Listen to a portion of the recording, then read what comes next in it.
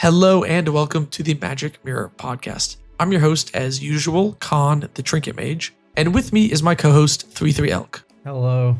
Damn. Elk's bummed out today. I'm sleepy. He's bummed out because we got my other co-host, Alex, back. Hello. Good to have you back. I know, I always bring down the room a little bit. I know. Sorry. It's tragic. I have to split my pay with this jump. Oh my god. I know. Yeah, good to have you back, Snail. It's been a little bit. Yeah, lovely to be back. Last month was real busy.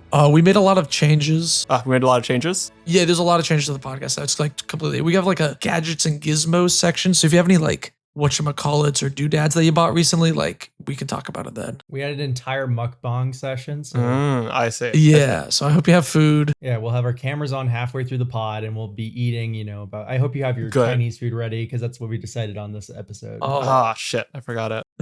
I can contribute to the gadgets and gizmos section because I did buy a new laptop literally the second I saw the fucking 30% tariffs hit. I was like, whoa, finally kicked you into gear. Time to buy technology. Honestly, same. I also just got a new laptop. I got a new laptop I think just over a year ago recently, so I'm lucky that I don't need one. Although That's I fair. do just use a desktop computer for most of my stuff. Yeah. Yeah. Well, this isn't a new laptop. I guess I'm getting a laptop. I don't have one.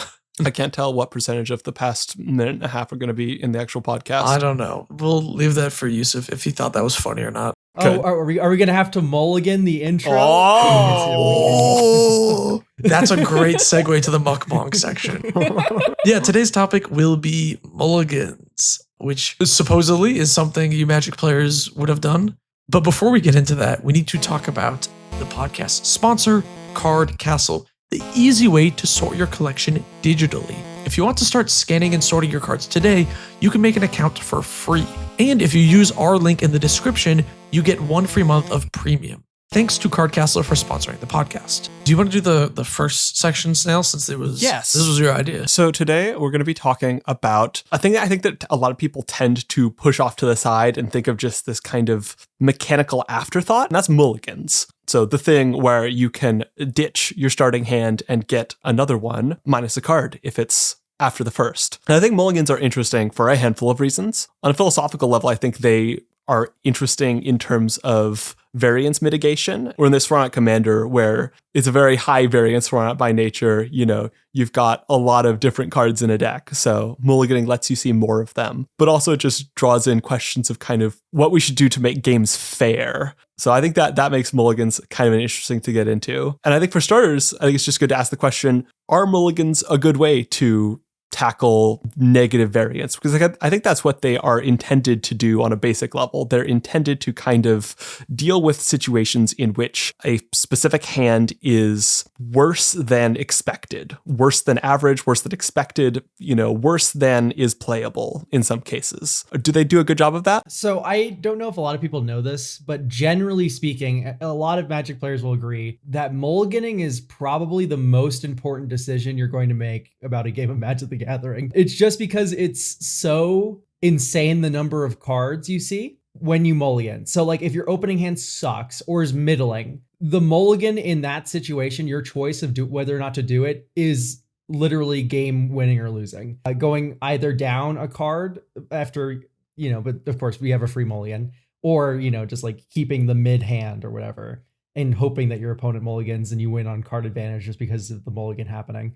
So in a lot of respects, just because of the sheer number of cards you get to see, mulliganing, it has like a butterfly effect on the rest of the game, your opening decision to mulligan or not. Yeah. As for reducing variance, of course it does. Con, you can speak on this a little bit more than I can, but Yu-Gi-Oh! Doesn't have a mulligan. I was actually just about to talk about Yu-Gi-Oh! It's interesting to see how a card game tackles a no mulligan situation. So in Yu-Gi-Oh! You draw 5 cards, that's it. You can't change those. And to kind of like mitigate this, Yu-Gi-Oh! Has a ton of cards that tutor for each other. Very often you will chain together this, which finds this, which finds this, which finds this, which finds this, so you can actually get the piece you need. And that's like how you have consistency in your deck in Yu-Gi-Oh! As opposed to just like taking a mulligan. And the problem with it is like sometimes you get that like weird opening hand, especially like games 2 or 3 where you essentially get your sideboard pieces in your opening hand, but nothing that your deck actually needs to function, and your hand is just like worthless and you do nothing all game. I think that the mulligan tackles the negative variance aspect like way better than just having like each individual card be crazier. Yeah, I have played a game recently that didn't have a mulligan. It was Grand Archive. Grand Archive, you just draw an opening hand of 7. It's a relatively new game, and I've only really played in like one like bracketed thing. But yeah, you draw 7 and that's it. That's the end of the sentence. Although they did add recently basically an alternative starting. The way you draw your original 7 is you like flip what your character is, and then it says draw 7 cards on entry. They added new characters that sort of start the game, and it's like you get to draw like you get to look at the top 2 and then draw 5 instead, or like you can top or bottom those. Basically, scry 2, draw 5. So there's a little bit more selection in it now. So they have like a design element that they're like kind of experimenting with like partial pseudo mulligans, but it's not as elegant as Magic's is really. As odd as it seems, getting a totally new hand, I think, is better than a lot of other options. Yeah. In the sense that it lets you kind of craft around what the average hand might look like. So you can go, okay, I'll on average get roughly this many of this piece, roughly this many of that piece. You can think about kind of, how likely it is that you'll get more or less of that thing. And I think it's better to get a free hand than something like, well, I guess the partial Paris mulligan. That's something that was kind of the law of the land in Commander for a while, basically where you get your hand of 7 and then you can ditch any number of cards from it to draw that many again. And then after that, you can repeat that, but you start drawing one fewer card. That was a system that was around for a while in Commander. That was certainly the case when I started playing Commander, and it has its problems for sure. Yeah, Hearthstone had that. Hearthstone's mulligan is you get an opening hand of 3 or 4, depending on if you're going first or second. Or maybe 4 or 5. It's been a year since I played Hearthstone. I used to be a ladder grinder, though. It's 3 or 4, you draw a card and start your turn. Yeah, exactly. So yeah. But you get to partial Paris at once. So if you don't like any of your hand, you can just click on all the cards, they'll go back. Or you can be like, I really like my, ramp spell on turn 2. I'm playing Druid, and then they nerfed it to 3. Anyway, you click those 2 other cards and you send them back. I think they nerfed it back down. Really? They buffed it, rather. I think it's in Wild, though. I think they let it rotate and then nerfed it back down and brought it back down again. Yeah, I used to be a ladder grinder. I was like top 100 or so North America when I was no lifing Hearthstone. But anyway, that mulligan, what I don't like about partial Paris is it leads to stronger hands because you get to keep your turn 1 ponder, and then you get to ditch like all of your 8 drops or whatever. And then you go like, oh, great. Now I drew my counter spell, my secondary card draw spell that isn't a cantrip, and 2 extra lands. Great. That hand's insane depending on your deck. And it leads to higher spikes in the early game, which I'm not very partial of. And it also takes away some amount of the cost of mulliganing, because if you get to keep your insane cracked island ponder and then just mulligan the rest of the bad, then, that's like really heavily like swaying in the favor of risk mitigation as opposed to, just like being a hand fixer, which is like, it's insane to do, in my opinion. You get a free Valakut exploration on your, or what is it called? Valakut Awakening? Valakut Awakening, yeah. It's also like disproportionately way better for combo decks than almost any other strategy. Because you just go, oh, well, here's one combo piece and I'll just ditch the other 6 cards to draw into the other one. Yeah, this is what happened to Tron in Modern when we swapped to London Mulligan, because I remember I was playing Tron. Yeah, I love the London Mulligan, to be clear. Yeah. When we went from the original Mulligan of you scry 1. Yeah. But then every time you mulligan, you go down a card each time. You don't see 7 each time. Tron abuses the hell out of the 7 mulligan, because you get to mulligan down to 3 or 4 and still win the game, because you get to look maximally for the Tron pieces, which is very good for combo decks. Yeah. I think partial Paris and other kind of more heavily card offering mulligans, they are better for combo. They're also just better for strong individual cards. I know I had such a blast with partial Paris back when I played a mono black EDH deck, just like with all the fixings, your mana doublers, your Cabal Coffers, they're just like a handful of cards. Like if there's a Cabal Coffers, that's just so much better than anything else. If there's a Demonic Tutor, you just get like one of your bonkers cards. You keep that plus a swamp, ditch everything else, have a blast of a time. So it really rewards kind of the sort of power spike cards. And it makes the turn 1 Soul Ring like scarier, right? You can keep the Soul Ring in one land, and then dig for land Yes. number 2, you know? Oh yeah, Yeah. no, I didn't even think about like how the rest of your hand shapes the thought process behind the mulliganing. If you have land Soul Ring in your opening hand, you can dig for 3 drops to play on turn 2, or like you know like 4 drops even on turn 2. So Yes. yeah, you can just skip the early game curve. Yeah. So it leads to a lot of like specific gross play patterns if you hit like a really strong card in your opening hand, and you can kind of ditch a lot of other stuff to sculpt around it. Yeah, I like London Mulligan. I think it's so much better. And in Commander, with the free mulligan as well, it's so nice, you know? You get to look at so many cards with the free mulligan, with seeing 7 Yeah. each time. And even if I go down 1 card, even if you're going first, you're not really punished for mulliganing like you would be in other formats. In most other formats, you skip your first draw step if you're going first. So it's often like worse to mulligan. And then on top of that, like we don't really have thought seizes in our format either, which is another big mulligan punisher. Yeah. If you mulligan and then you get thought seized on the draw, you might as well just like explode. Like I think players don't mulligan enough. Yeah. Is that crazy for me to say? No, I think that's 100% accurate. The number of times I hear like, ooh, this is such a risky, spicy keep, I'm being bad. And then they immediately proceed to never do anything is just like, yeah, you should have mulliganed. Yeah, that happens all the time. They're just like, ooh, this is going to be crazy if I draw 3 lands in a row. And it's like, well, Yeah. like, I guess. Pull out the Hypergeometric calculator. How many lands are you running? 33? I know a lot of people just don't like the task of mulliganing. They just want a keepable hand. They don't like shuffling their library. They don't like evaluating multiple sets of cards. Something in there just, rubs them the wrong way. So I think some people tend to keep, kind of mediocre hands just as I just want to play the game. I don't want to deal with all this bullshit. I don't want to like go on this side quest to find the perfect starting hand. Yeah, if everybody's already got their starting hand, sometimes you're like, I don't want to hold up the table. I enjoy a little side quest personally, and I will hold up the table, with one of my aggressive mulligan decks like Rada. But yeah, I've won to mulligans to 5. Yeah. Commander is also so much more allowing of mulligans to lower card numbers, because you'll have like these cards in decks that will just like spike the power level. Like, having a Soul Ring, or especially just having like a value engine, an Esper Sentinel, even something weaker like a Phyrexian Arena, some sort of value piece, something that synergizes with your commander.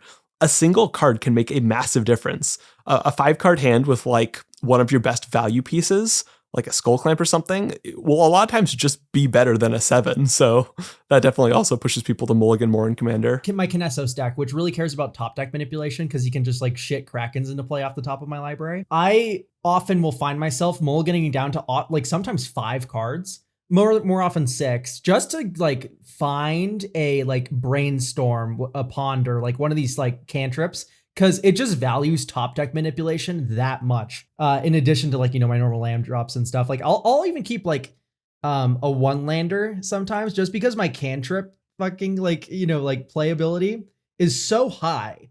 I have like 10 cantrips in that deck that it's likely that I'm going to hit another one that will let me get my land drop, even if I don't see it off the first cantrip, which is dope. Yeah. That's how I feel about my like Timna Bruce Tarl deck, because 1, it's partners. So I have, 2 commanders in the command zone that I can utilize, so it doesn't feel as bad to mulligan.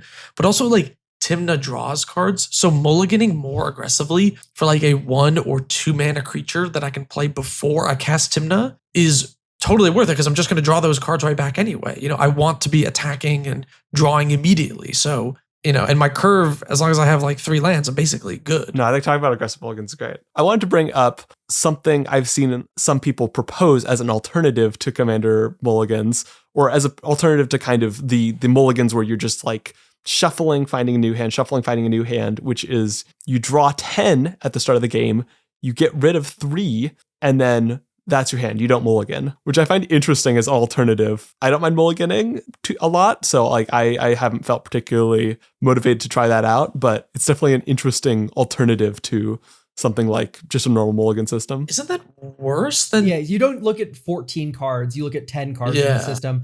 This is a really good system, though, if you would rather kill yourself than shuffle your library. And I think that's the audience for it, for sure. That's the people I hear talk about it. I'm sorry, but if you hate shuffling cards, Commander is the worst format to play. Like, by far. There's like a gajillion things in the game, and you have to at least shuffle once, and it's 100 cards. So like True, and like half of your opponent's removal will make you shuffle, even if you're not running Yeah, shuffle effects in your own deck. Yeah, exactly. So, if you hate shuffling that much, You do realize you can ask your opponents to shuffle for you, right? I guess you technically can, but man, I hate giving opponents my whole deck. And then they just like slam the cards together. I don't know. See, I play like $100 decks. I don't give a shit what my Exactly. opponents do to my deck. Okay, you should have some pretty lands in there, but like I don't have any like $70 singles in there or whatever. Like people will be like, "Can I read your commander?" I'm like, "He's 20 cents. You could eat the card in front of me and I wouldn't care."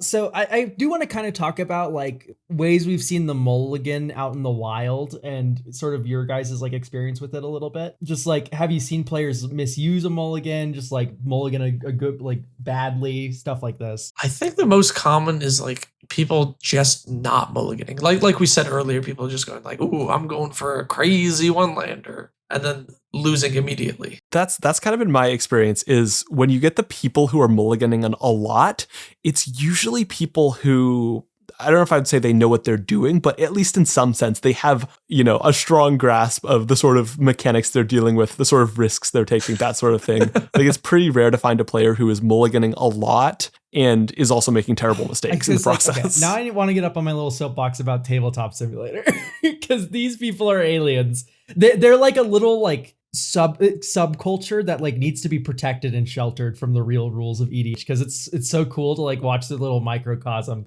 Because I don't know what they're doing, but it's not magic. Before I started making YouTube videos, I played on Tabletop Simulator a little bit with a friend. And they have their own ecosystem there where whenever you join a tabletop sim game or someone joins your game, the first question they always ask is, what are the mulligan rules? And I'm like, I don't know, the normal ones. And it's always met with confusion because they don't have normal mulligan rules. It varies table to table, which is like such a weird like cultural difference because people will join and they'll be like, I don't have any lands, I'm going to mulligan for free. Whether or not you said what the rules are. This happens like 1 out of 4 games, by the way. They'll just like force free mulligans on you. And I'm like, how many lands are you running? And they're like 28. And like the mulligan like affects how many lands you run. It's like an Ouroboros sort of issue in Tabletop Simulator where they're like, they have a more aggressive mulligan system in most games, like that's house ruled. So they get greedier on their lands, which makes them want to get more aggressive with the mulligan rule. Why? What's happening? I am so confused by it. I mean, it's cool that it exists, I guess. It's cool to see that culture develop, but it's also just confusing as hell. Like, why don't you just do it normally? It's very strange to like have alternatives to the rules of the game because the rules of the game affect how you build decks for the game, right?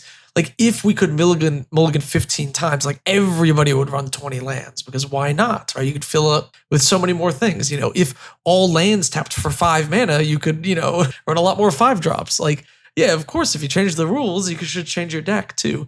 So it's such a strange phenomenon. But I think a lot of people don't think about how much the mulligans should be affecting their deck building. I also wonder, I've had the kind of lurking thought creep through my head. Have these players found a better version of Commander? Oh, are they playing peak Commander? Is it more fun to play 28 lands and mulligan super hard for like a 3 or 4 land hand every game? Does that lead to a better time? Like, I don't know. Obviously, enough people do it that there are certainly... Oh, yeah, it must be fun. Yeah. And there's certainly tables at which it doesn't feel to anybody like it's being abused. Everybody is, utilizing it, playing the low land counts, but it doesn't feel unfair to anybody, I guess.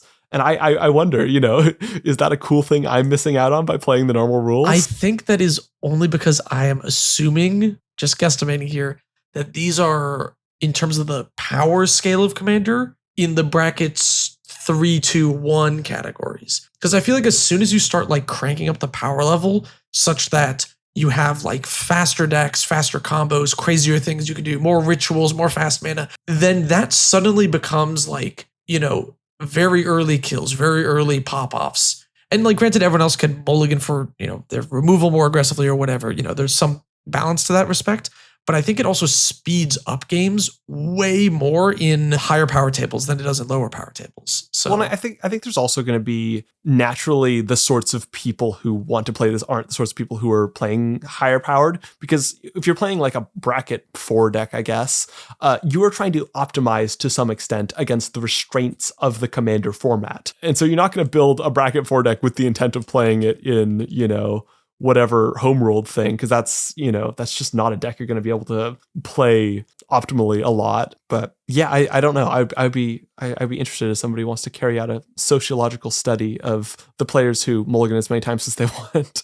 Do people do that? Yeah, in tabletop sim anyway, the randoms do. I like, maybe I'm just like have a weird sample size, but it happens to me. Like it happened to me rather, like literally 1 in every 4 games. It feels like, I don't know. For me, it's like in normal Commander. Let's think about this and break it down a little bit.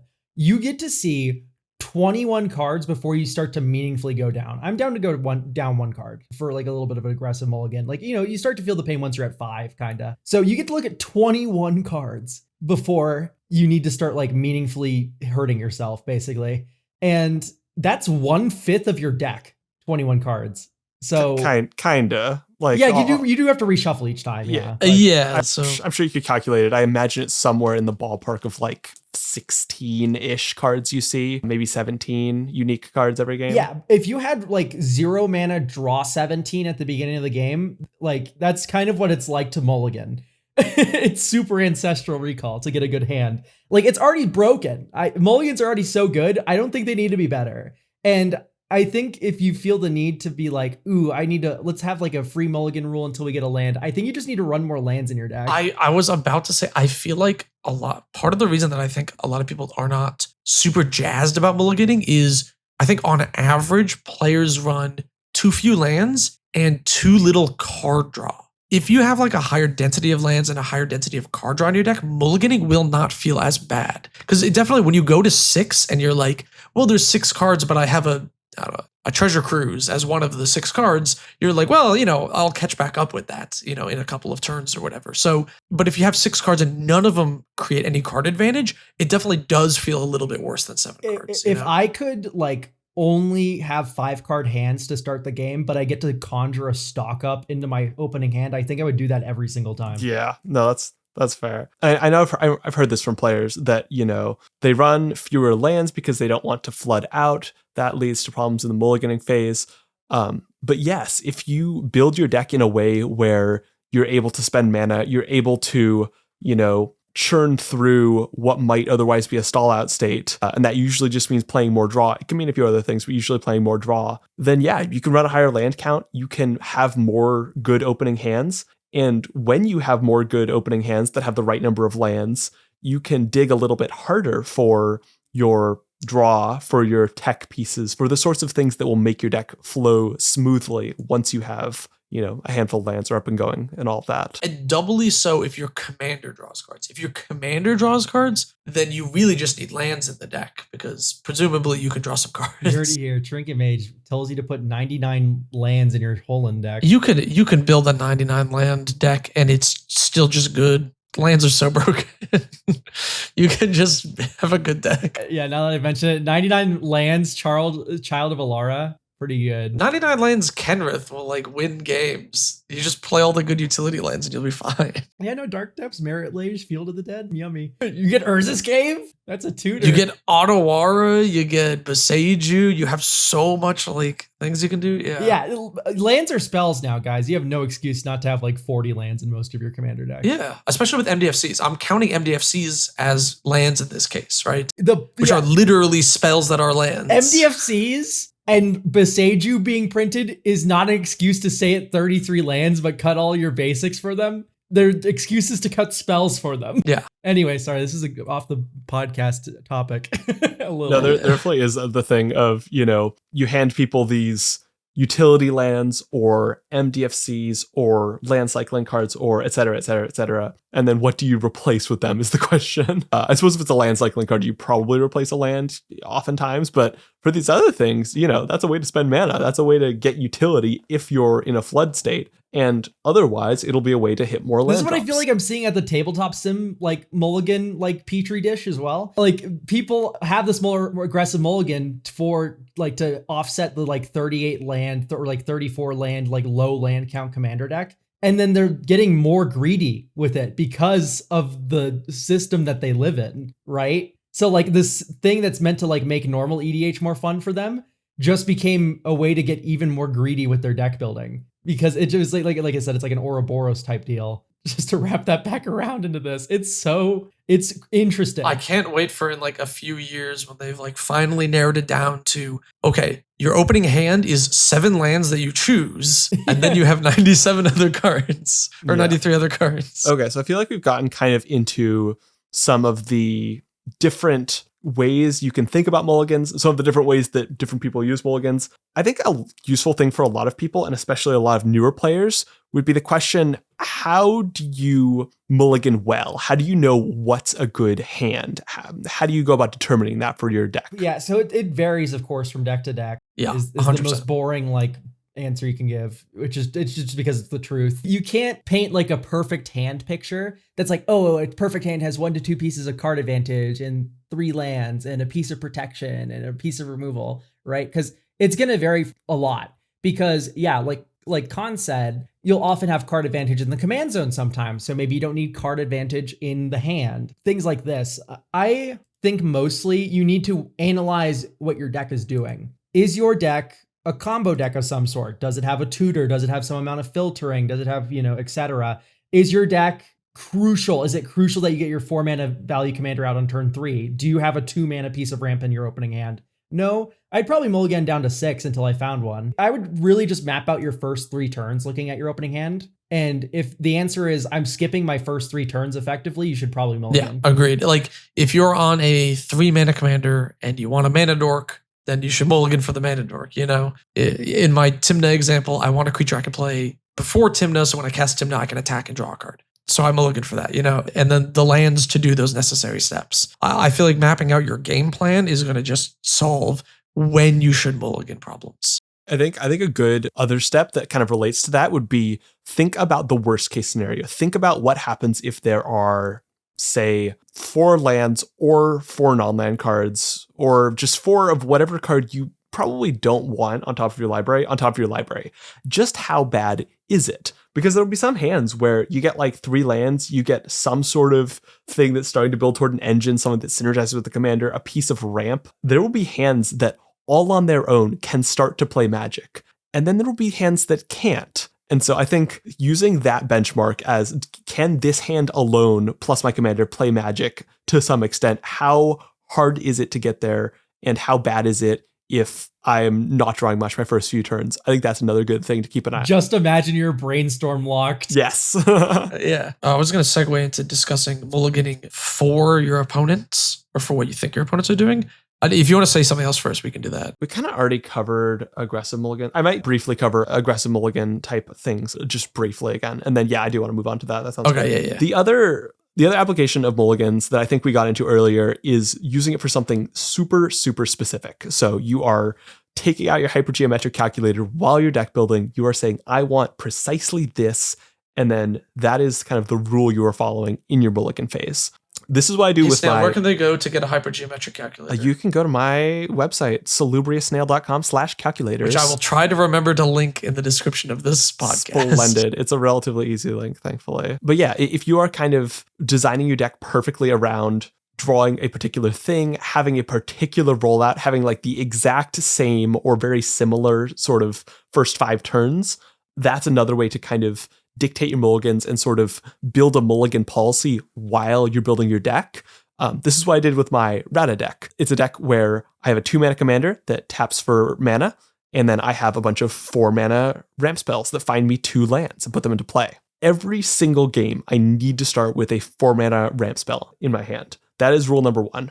Rule number 2, I ideally want 3 lands. 2 lands is okay if I'm like going down to 6 cards and I have some other good stuff. But again, I want 3 lands. I want my ramp. Ideally, I want a piece of 6 drop or like a top end card as well, but that's a little bit less important. So I have like these kind of specific rules and like descending order of importance for different parts. I think that's a good way to get into mulligans if you are kind of spooked by the concept and just want to like create a very hard rule set for yourself. Yeah. I think it's important to be a little flexible with yourself though. Cause like I know your Radha deck doesn't run these, but like if you had like a reckless impulse or something, like 1 in a red, exile the top 2, you can play them until the end of your next turn.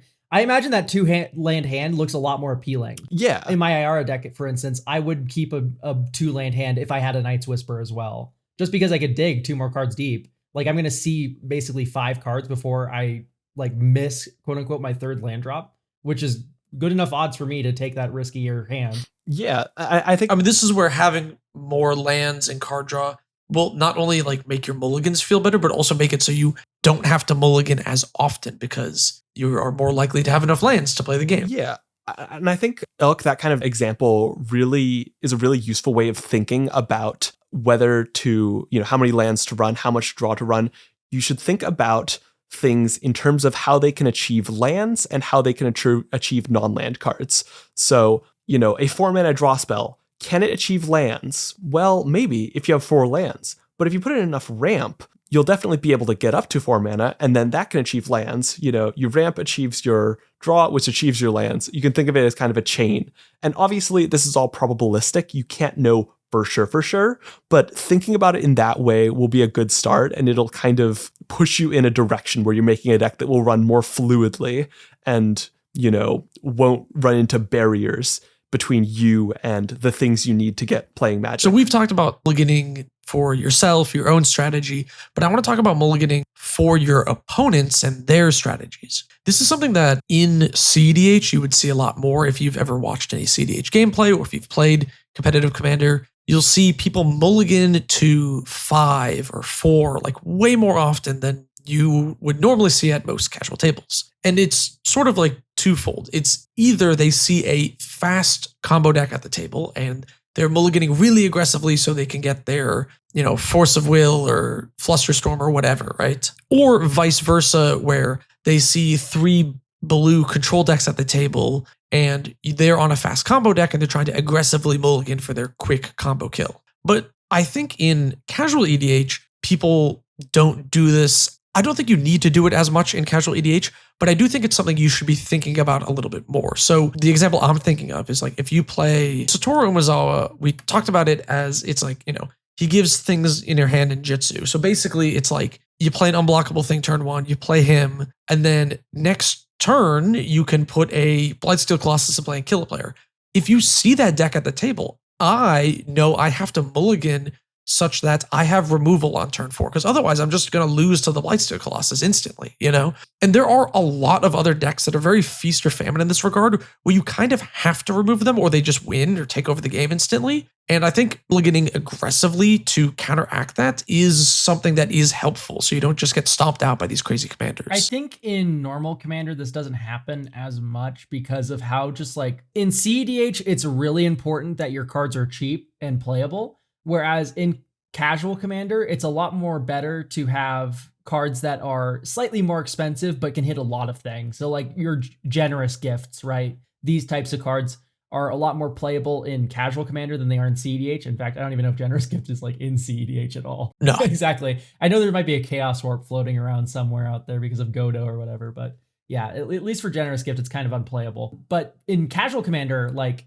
just knowing that you have like 6 of those universal panic buttons in your deck somewhere leads to, I think, less aggressive mulliganing. Also, there's just less like early wins than in CEDH in casual. So am I like thinking about like the dynamics of the opening hand that I have against my opponents? Yeah, but I don't think this really applies for anything below like bracket 4. I think the other reason that it tends to be more relevant for higher powers is that you'll run kind of more specific hate that's just not useful against a lot of decks. So you'll run like your Pyroblast, you run your Rest in Peace, you run things where there might be a table where this card is basically useless. And if you're playing, a high power deck, that's nice in 2 ways. For one, you see that in your hand, you might mulligan it. But it also means if you're mulliganing deeper and you're, mulliganing to 6 or to 5, and you have one of those cards in your hand, it's like, obviously you're not happy that you drew it necessarily, but it's kind of free. Like, it's not that painful to get rid of a card if it's a card that wouldn't have been useful anyway. See, I totally get what you guys are saying.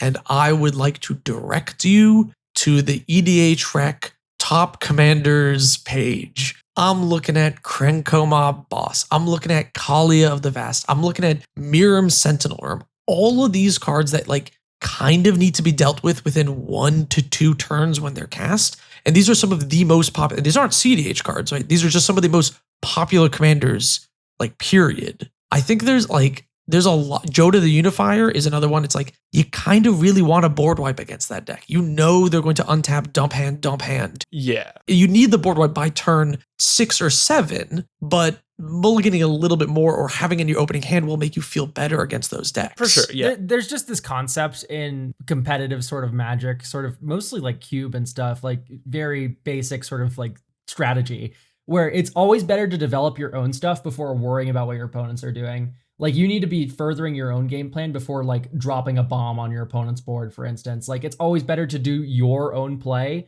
before it is to remove something your opponent's doing. So that way you're actually like meaningfully up ahead when you do the removal play, as opposed to just establishing parity. Now, of course, sometimes you need to just tread the water. Someone like has the fully charged Luminarch Ascension on like turn like 4 or 5, and they're about to like, you know, just vomit out like 12 angels. You know, like you're about to get like exploded. That's like the minority, in my opinion, existence though, is like you will often just need to be building up your own resources before answering your opponents, or else you're just going to be treading water all game and just lose. Like, there's no reason just to like parity. You need to break it eventually. Yeah, so I'm not mulliganing to like 4 in casual EDH, to be like super clear. But if I see like a light pause at the other end of the table, I might take the free mulligan or go to 6 to find some piece of like a soul shatter or something. Yeah. Yeah. I can see it for light pause. If the deck is excruciatingly fast, I might like lean a little bit on small beaning a little bit, like maybe sandbag a scary play and let someone else be scarier than me and then let them eat it. Yeah.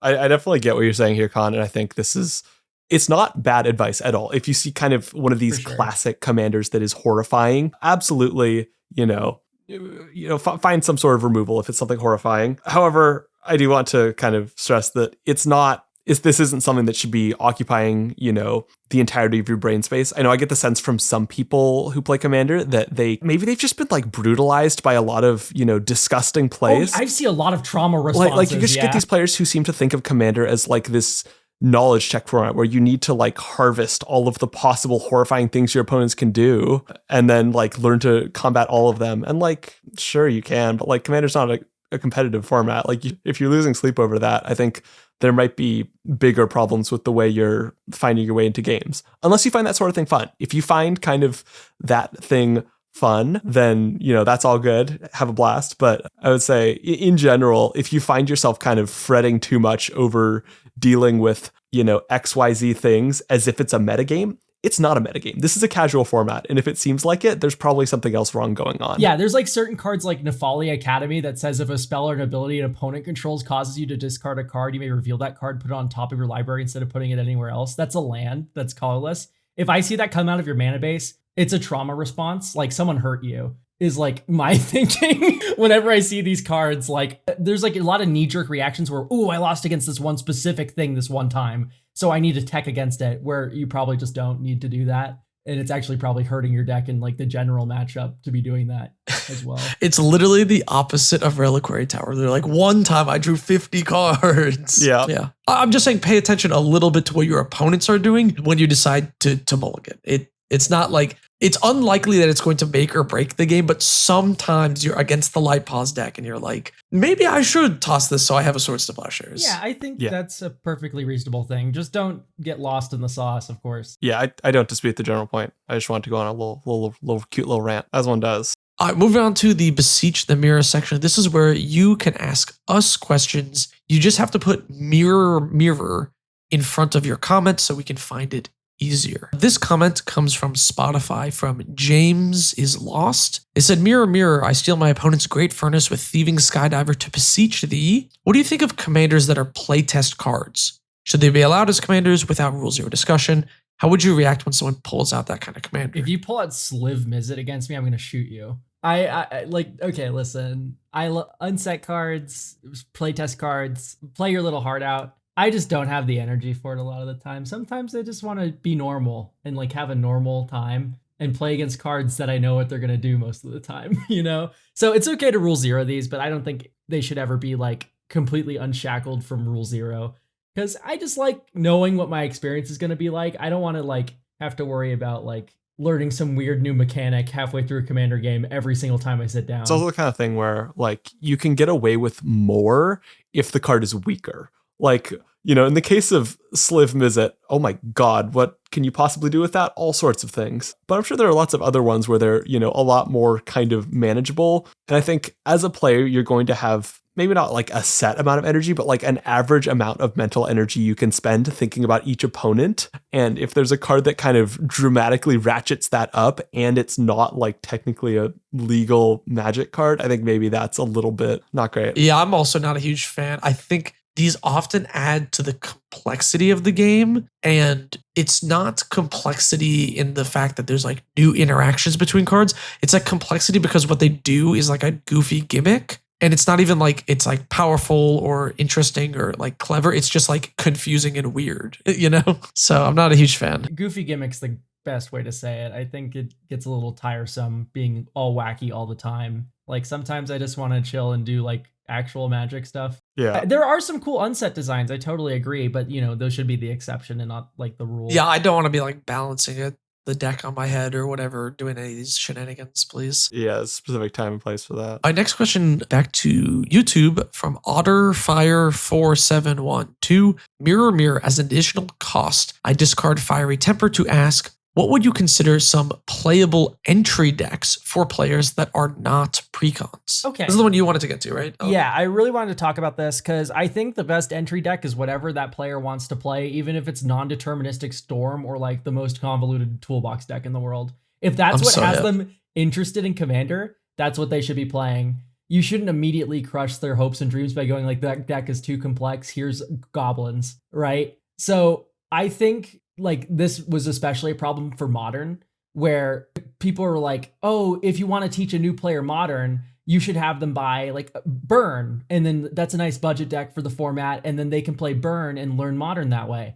And the thing is that Burn is not everyone's favorite deck. Some people hate Burn. Some people hate playing it or playing against it. I'm fine with it. But like legitimately, if the new player is like, I want to play blue-white control in Modern, they're still going to be told, oh, you should play Burn instead so you can see if you like the format. If they like blue-white control, they should be playing blue-white control. I think the idea of entry decks is sort of can be toxic. I don't think it's necessarily toxic because like some people literally do not know where to start.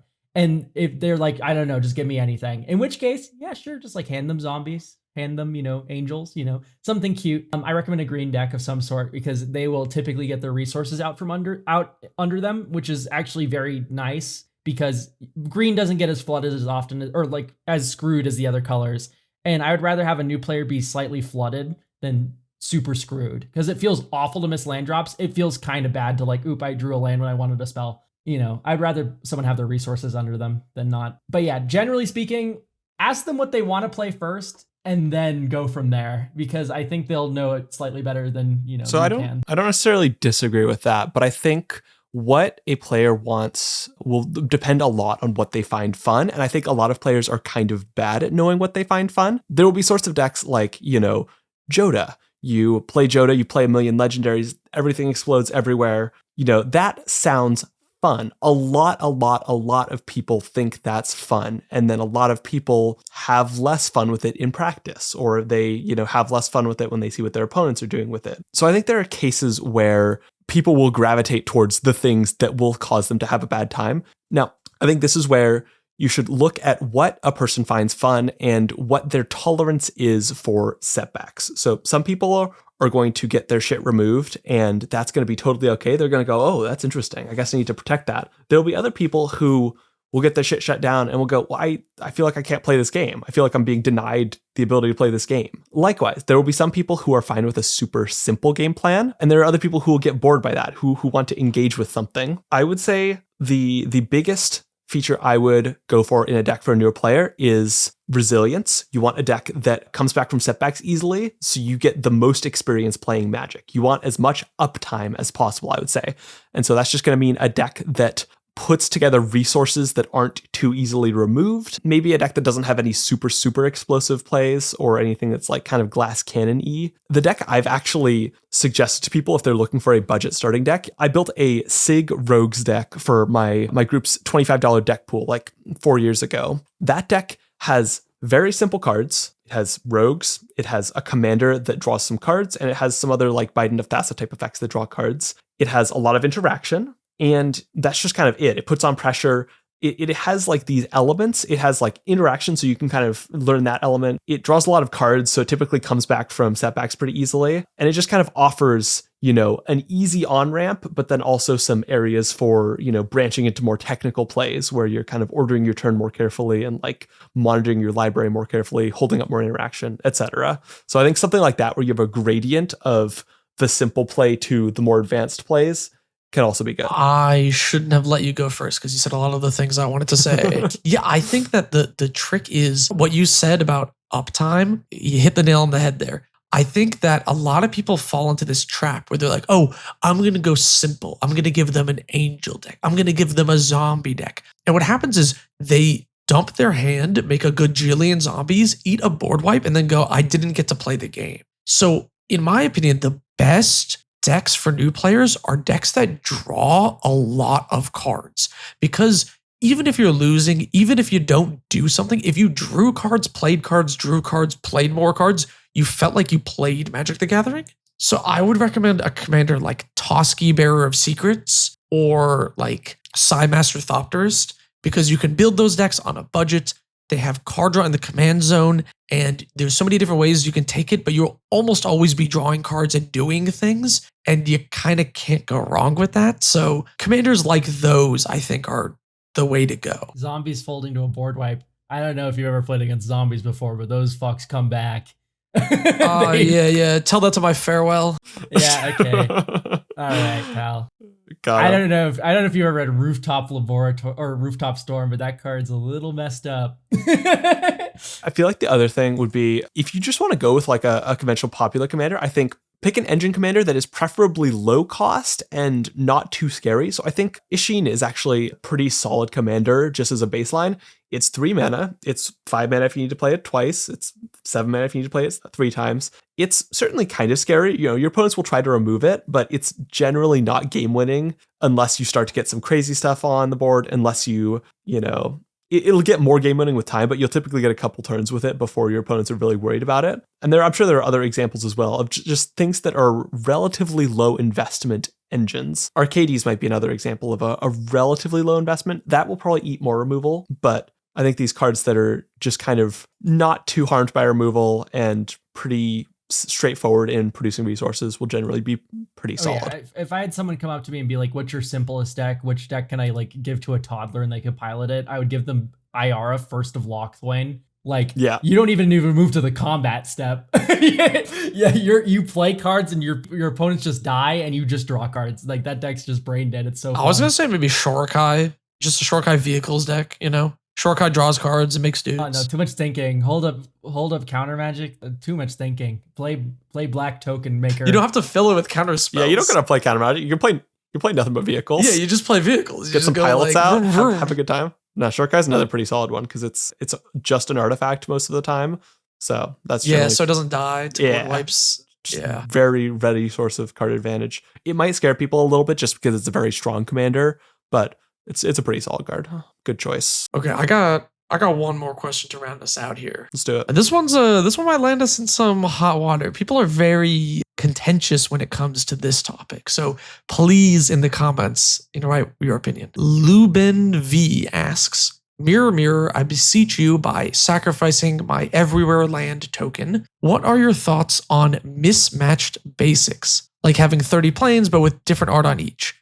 I think it's based, TBH, says the commenter. So I actually only use one forest. There's a forest from Jumpstart that has a little deer on it. I think it's really cute. I bought like 40 of those Jumpstart forests one time. So that's the forest I use. However, I don't have the money nor care to match all my other basics. I just have a giant box of basics and I mismatch them all the time. I at least don't go like white border in my like all black border like basics package, you know? But I know some people who care even less than me and do that. I used to do kind of whatever with basics until my friend Hans bullied me into joining the matched basics cult. And so now I match my basics. I usually just pick one that kind of goes with whatever my deck is doing. So, Phyrexian for the Glissa deck I just built. For our Vada deck, I went with the Eldraine lands just because I think they look super pretty. They feel kind of whimsical. I guess if I switched to Ruby, that would fit even more, but I'm not going to do that. But yeah, I like matched basics. I'm not too fussed about non-matched, but I like my basics to be the same. Yeah, Zerzoth, when he was first printed in Jumpstart, he had Devil Mountains in the Jumpstart. Like that was all the Jumpstart lands I really like, by the way, because they're all super themed.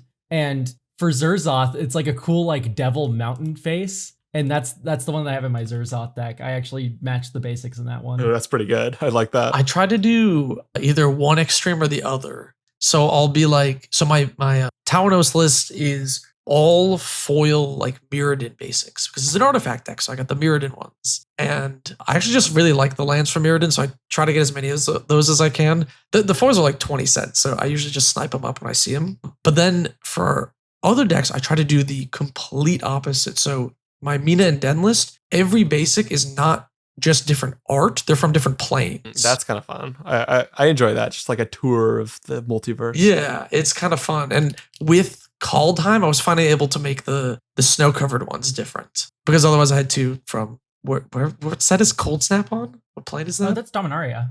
Cold Snap? Yeah. Is that just Dominaria? Yeah, the Merit Lage cultists and all that from Cold Snap, that's Dominaria. Is that all Dominaria? Cold Snap is after Urza blew up his son with a nuclear bomb. Yeah, that was so cool. Yeah, he's Father of the Year. Oh, wait, do I have to change a basic? I have to change a basic. I might have a different one from Dominaria. But I try to make them all different, or all the same. Do you have an I really Omniset want. Yes, I do. I got the bolus horns. I got one of those. Yeah, I'll have to check that. I'll have to check that now. I want to get all piss lands for my Heliod deck. The piss lands are awesome. They're so good. They're just so expensive. I really don't. I want a bunch of like piss islands. They're so funny. They're like $20. It's so That's lame. wild. Goddamn. Everyone wants the piss lands. I just want to They're run them so to make people rare. mad. I don't think they look good. I think they're funny. What do you guys think of the like super black art treatments for Tarkir? Oh. Ooh, yeah, the one with like the weird borders. Yeah, I'm not a big fan of like the like black borders. It doesn't like feel Tarkir. That's like my main thing with it. When my friend Hans sent me a picture, I thought it was hideous, but I got the crater hoof in person and I kind of like it. I think it looks fine aesthetically. It's just like, what about this is Tarkir? Just like a black void of nothing and hate. Like It's not really, yeah. Like it looks fine as a card. If they do this for all sets going forward, it would make sense. Like if this was just the showcase treatment, because it's kind of generic. Mm-hmm. But if it's just for Tarkir, it's like, why? It's kind of cool. It's okay. I like it. The reason I like it the most is because it's an absolute flex on like early 2000s, 90s Magic where they didn't even have enough black for the border. Now we're just like spraying black ink all over the whole card. Oh yeah, if you see some of those like really old misprints, they're just like all black. They look like that basically. I wonder if it's supposed to be an homage to that. Maybe. I wasn't super familiar with that. I was just thinking of the white borders and the super washed out Mirrodin cards and stuff. I think the piss lines have actually gone down in price. Holy, maybe it's my time. Piss A high. golden shower of lands for my opponents to see.